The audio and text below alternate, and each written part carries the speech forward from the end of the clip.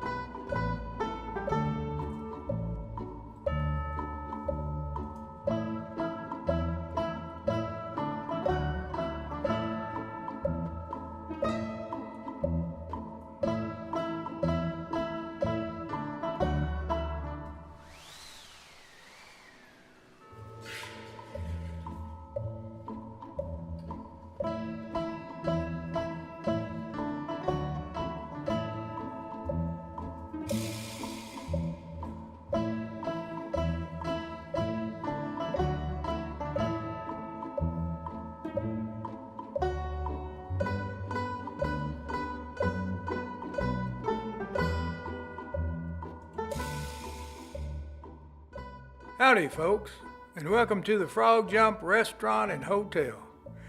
There's a lot of excitement in our little town today because James Willie, a local rancher, has been accused of the dastardly murder and robbery of Frog Jump's only banker, Maurice Old Moneybags Merkel. May he rest in peace. Oh, whoa, excuse me, let me introduce myself.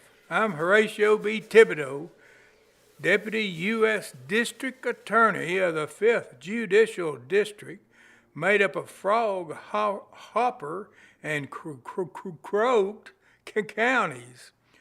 It's hard to get those out sometimes. Y'all are all invited to come in and sit a while and watch the best show in town.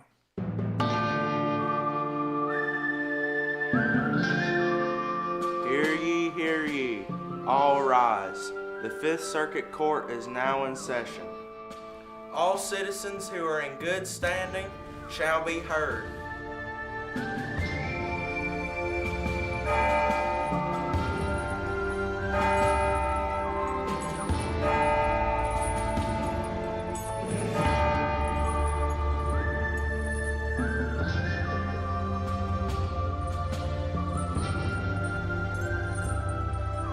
Judge Willie Hangam presiding. Good morning, ladies and gentlemen. We are here today to hear the case of the people of Frog County versus the accused. Members of the jury, you will be paid $1 per day for your services, provided you stay awake, you pay attention, and you don't interrupt. Mr. Willie, you have been charged with the murder and robbery of one of Frog Jump's finest citizens, Mr. Maurice Moneybags Merkel. How do you plead? Guilty or not guilty? Not guilty, Your Honor. Time for lynching. Why, he's guilty of sin. Go ahead and string him up right now, God. Order! You two in the back, pipe down. Immediately, there'll be no talk of lynching in my court. Is that understood? Deputies, keep an eye on them. Miss Betty, please mark off that those two toadstools in the back just said, and please enter in the record that the defendant says, not guilty. Deputy Attorney Thibodeau, are you ready for your opening statement? Yes, Your Honor, the state is ready. But if you please, before we begin, I would like to introduce to the court our fine members of the jury. Proceed, Mr. Thibodeau.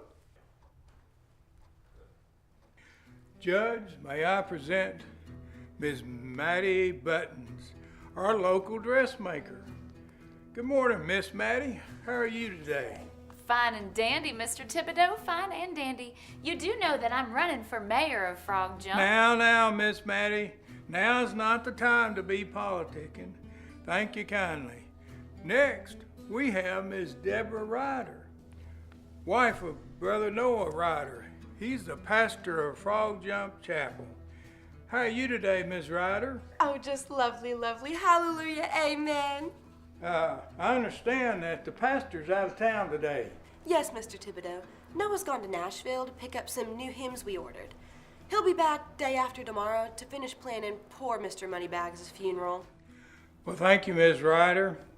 Next, we have Mr. Francis Groggy Poole, owner of the Frog Jump Dry Goods and head frog gigger for the restaurant. Guilty. Guilty. Oh, thank you, Mr. Groggy. Sorry we disturbed you, but you're a little early with the verdict. How's frog gigging business these days? Fine. Okay, thank you. Now, our fourth juror is Miss Nellie Knee-Deep Poole, the lovely wife of Groggy. How's business, Miss Nellie? Don't you just go on trying to sweet talk me, Horatio. How's business? There ain't no business. We're stuck here because of this danged old trial. Now let's get this over with. Come on, I've got work to do. Wake up, you old coot. Pay attention. Our next esteemed member of the jury is our own publisher, editor, and owner of the Frog Jump newspaper, the Weekly Roundup, Mr. Jackson J.P. Prophet Esquire. Good morning, J.P. Good morning. Howdy to one and all.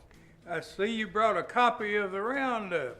Anything earth-shaking to report, J.P.? Well, let's see. There's a brand new little kid at the hits. That makes half a dozen little hits. I see. Well, did you have a late night last night, J.P.? You betcha. Well, tell me how you're going to be an attentive juror and still take notes needed to report about the trial. Oh, I'm a multitasker. I can do two things at once. Okay, JP. And now our final juror.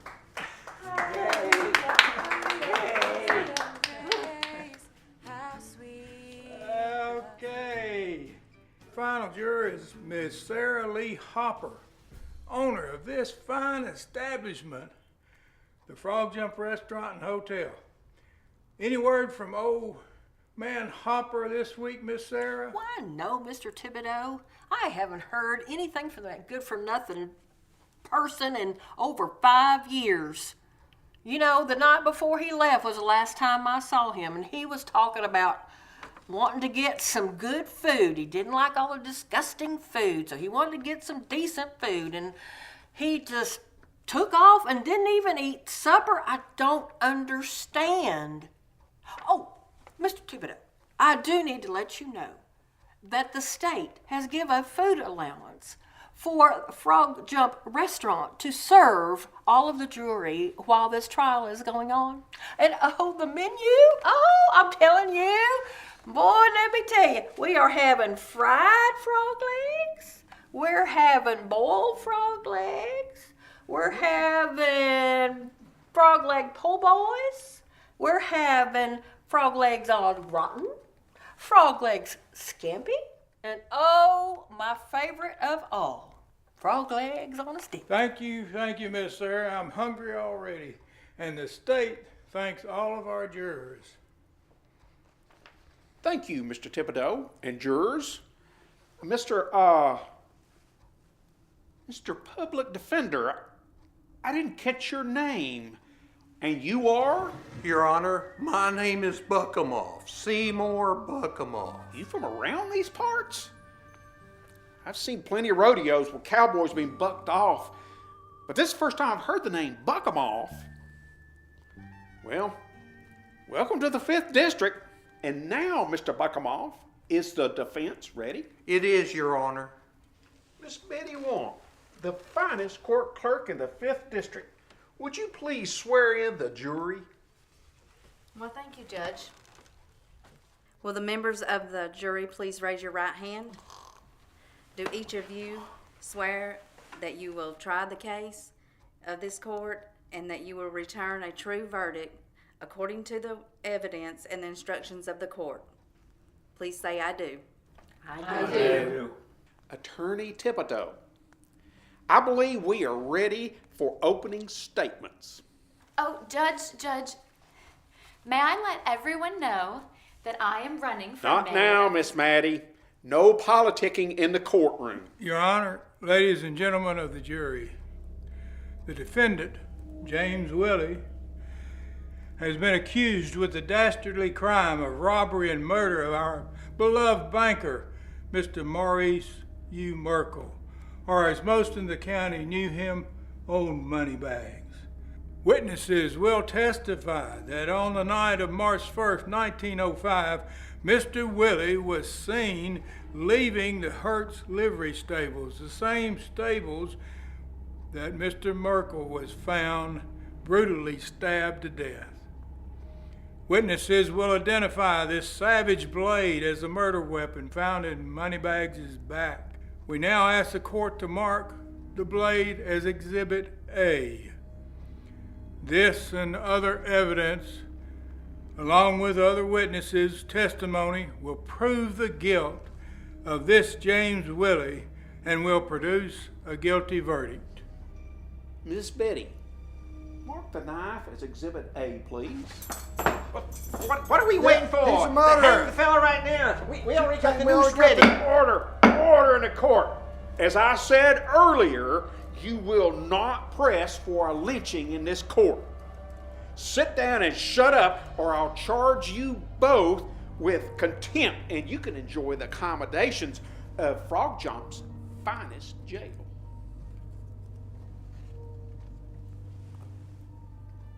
Your Honor, under the circumstances, I call for a mistrial. Judge, I object. How can you have a mistrial if you haven't had a trial? Surely, Mr. Bump-em-off. It's Buck-em-off. Buck-em-off. My name is Buck-em-off. Yes, my apologies, Mr. Buck-em-off. Irregardless, you shouldn't get a mistrial. Sorry, Buck-em-off. The DA's right on this one. Better luck next time. Proceed with the opening statements, Mr. Buck-em-off. Your Honor and members of the jury, under the law, my client is innocent until proven guilty. Now, during this trial, you will hear only well, they don't have any eyewitnesses to the crime. You will come to know the truth, the whole truth, and nothing but the truth that someone else stabbed poor Mr. Markle. And all my client is guilty of is being seen riding away from the livery stable. Thank you, gentlemen. Mr. Thibodeau, call your first witness. Yes, Your Honor. I call as my first witness Miss Ima Frog. Miss Frog, raise your right hand, please. Do you solemnly swear the testimony you are about to give is the whole truth and nothing but the truth? Say, I do. You bet your sweet threepenny upright I do. Be seated. State your name for the record, Miss Frog. I'm a big frog, sweetie. Well, thank you, Miss Frog. I see that you have brought a file folder with you. May I ask, what do you have in it? Well, I found that if I write events down as soon as they happen, the better my memory is. So after I was dismissed from the crime scene, I ran right over to the schoolhouse and immediately wrote down everything about the events on March 1st. Well done, Miss Frog.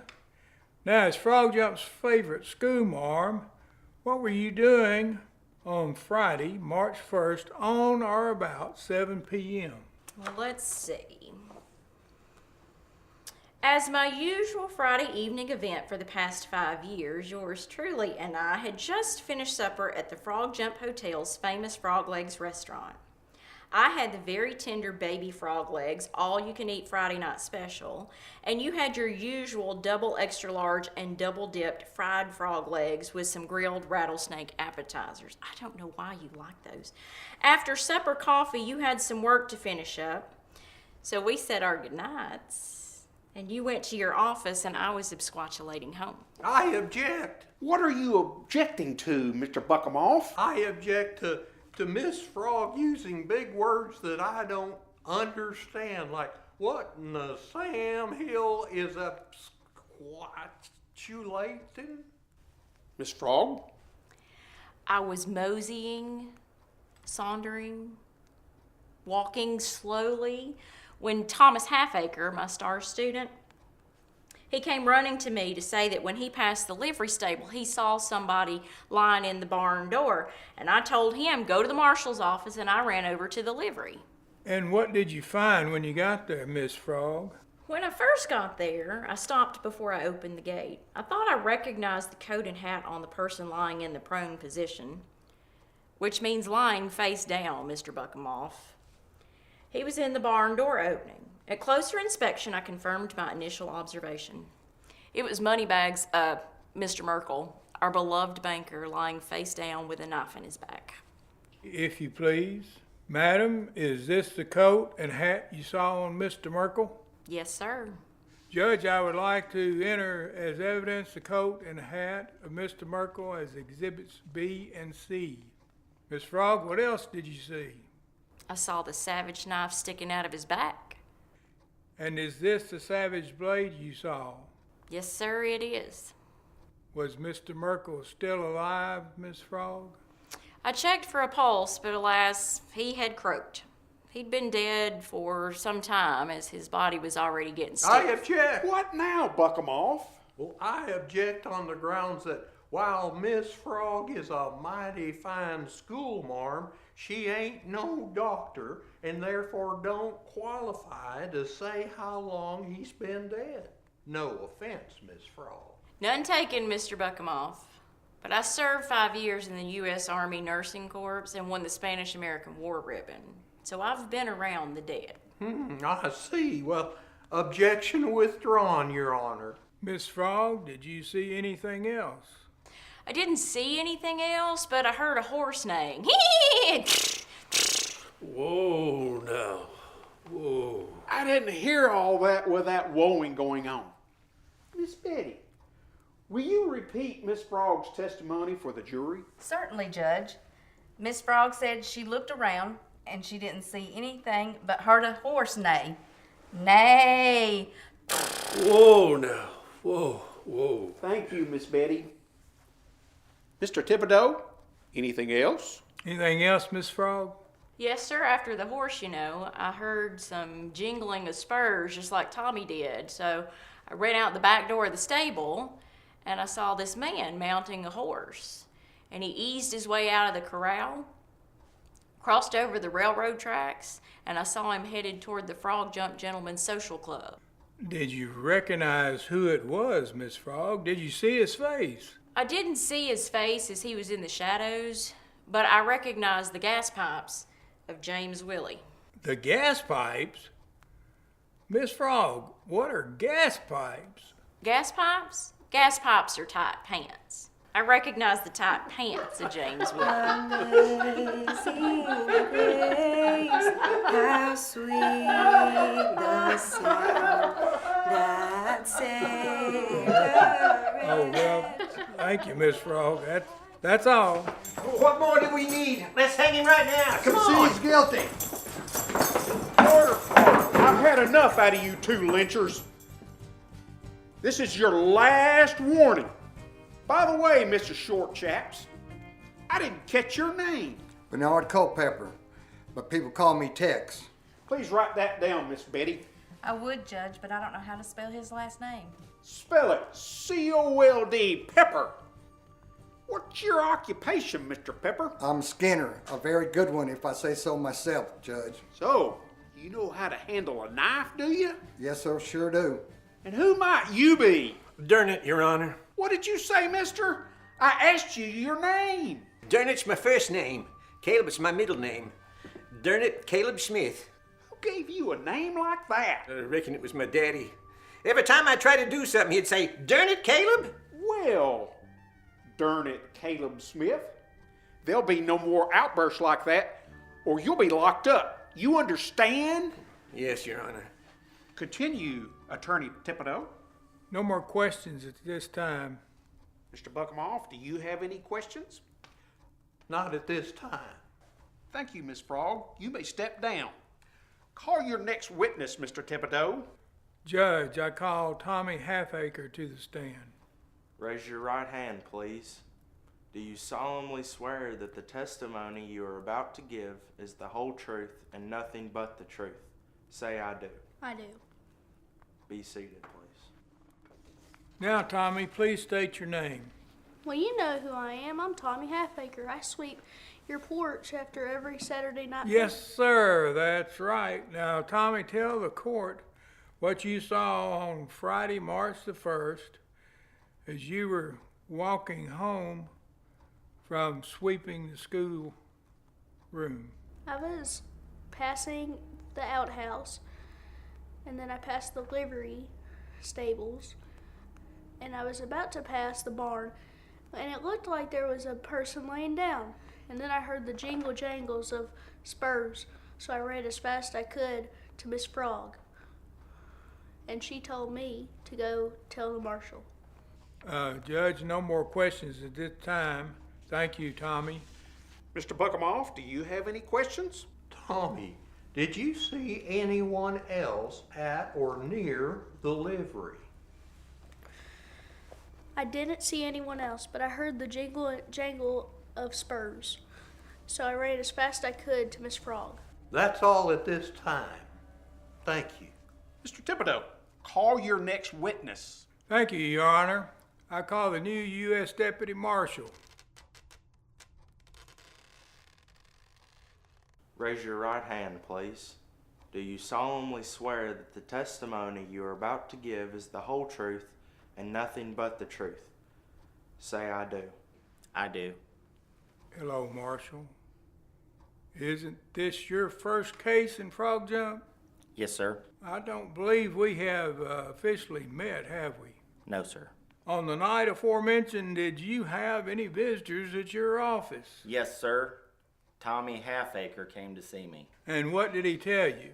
Like I always do when someone comes around and tells me something's going on around here, I like to take notes.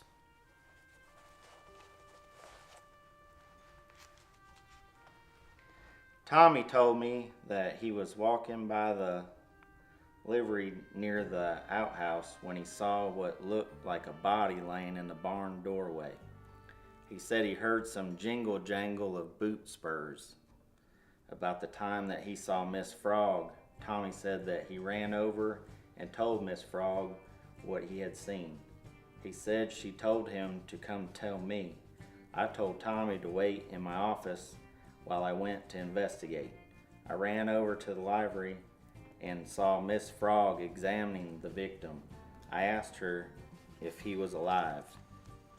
She replied no. I asked her if she had seen anyone around the library.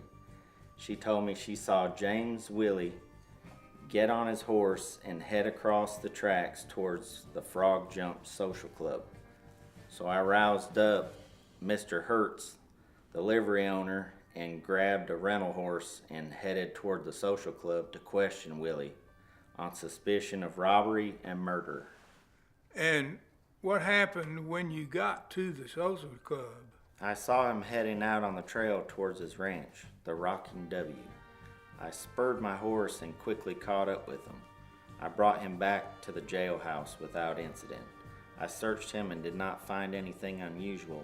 However, I did notice his belt knife was missing, and he was wearing spurs that jingle-jangled. In fact, he's still got them on his boots. Well, thank you, Deputy. No further questions, Your Honor. Mr. Buckamoff? No questions now, Your Honor.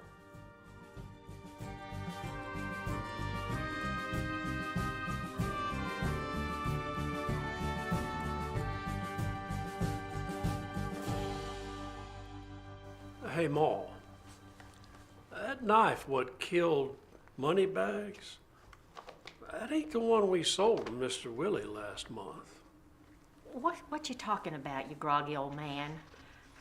Well, that knife's got a handguard. We don't sell no knives like that. Well, I Swanee, for once he's right. We don't sell any handguard knives. Groggy, you amaze me. Judge, the state rests its case. So be it. Mr. Buckamaw, call your first defense witness, if you have any. Thank you, Judge. I call Miss Frog. Miss Frog, remember you are still under oath. Yes, Your Honor. Miss Frog, earlier you testified that you examined Mr. Merkel and he was starting to stiffen up. Is that correct? Yes, sir. Since you have had experience in the medical field, how long would you say Mr. Merkel would have been dead? I'd say about 4 hours. Is that so? And you think the defendant hung around the stable, not retrieving his knife, for 4 hours and then saddling his horse up and ride out of town? Is that what you think, Miss Frog? Objection calls for speculation from the witness. Sustained. No more questions like that. Now proceed, Mr. Oh, Buckamaw. Judge, What is it, Miss Maddie? did I tell you that I'm running for mayor and I would appreciate your vote? Yes, Miss Maddie. Don't interrupt again with your campaigning, please. Yes, sir. I just wanted to make sure you knew I'm the only woman candidate for mayor of Frog Jump, and I will just croak if I don't get elected. Proceed, Mr. Buckamaw. Thank you, Miss Frog. You may step down. I now call the marshal. Marshal, you know. Yes, sir, I do. Marshal, when you arrested Mr. Willie, what kind of weapons did he have on him? He had a gun belt, a 6-shooter, a knife sheath. So his knife sheath was empty when you arrested him? Yes, sir. Judge, please accept Defense Evidence Exhibit D. No further questions for the marshal at this time. Marshal Rum, you may step down. Next witness. I call Mr. Groggy Poole to the stand. Wake up, you old man. You got to testify. Testify? What? Hallelujah! Praise No, not church testifying. Court testifying. Do you swear to tell the whole truth and I nothing but the truth? I do. Mr. Poole, please tell the court what you told Miss Knee Deep regarding the murder weapon, this here knife. Yes, sir. I told her we don't sell that kind of handguard knife. Anything else? Yes, sir. Yes, sir. Mr. Willie, he bought a knife like this about a month ago. It don't have a handguard. That's the only kind of knife we sell. Judge, with Mr. Poole's approval, may I enter his knife as evidence and label it as Defense Exhibit E? That's fine with me. I've got more back at the shop. So, Mr. Poole, where do you get your knives? Well, I order them special from Sharpie Smith. He's a blacksmith over on Slimy Pond. He's got so good at knife making, he only makes the kind of knives we sell. Stop talking and start hanging the old man Willie. Yes, sir. It's time to hang him. Time to hang him. Order. There'll be no hanging unless I order it. Right now, it's close to 2 good old boys that are going to be hung out to dry if they don't simmer down. Judge, I propose that we have everyone show the court their knife and sheath. Any objections, Attorney Thibodeau? No, sir. I'm kind of interested in that myself, but I didn't bring my knife today. Well, you got my knife. Here's my sheath. I didn't wear mine today, but I can get it if needed. Here's mine. Mine's in my saddlebag outside. Tommy, you got any knives today? No, sir, just my pocket knife and no sheath. How about you, Culpepper? I got my knife right here. Where's my knife? Culpepper ain't got his knife.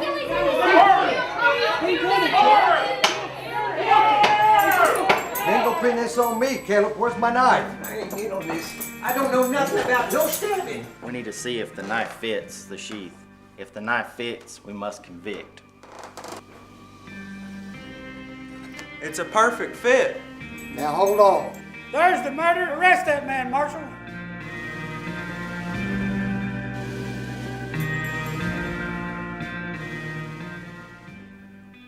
You too, Dermot? Yeah, me too.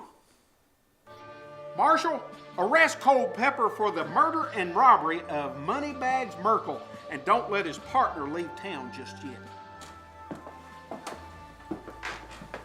You're under arrest for murder, robbery, and all kinds of other stuff. Judge, I make a motion that we dismiss all the charges against Mr. Willie. No objection, Your Honor. Well, folks, I didn't see that one coming. I'm kind of glad we got old man Willie off. He's one of our Saturday night poker gang, so I'm glad we didn't have to replace him. Now maybe we can get back to normal. We'll see if Miss Maddie can become our first female mayor and find a replacement banker. If y'all ever come back this way, don't forget to stop in at Groggy's Dry Goods and make sure you wake him up. And, oh, stay a night or two at the hotel. You need to stay one of those nights on Friday because they've got the Friday night all-you-can-eat buffet, and boy, those frog legs are good. Come again, and happy trails to you.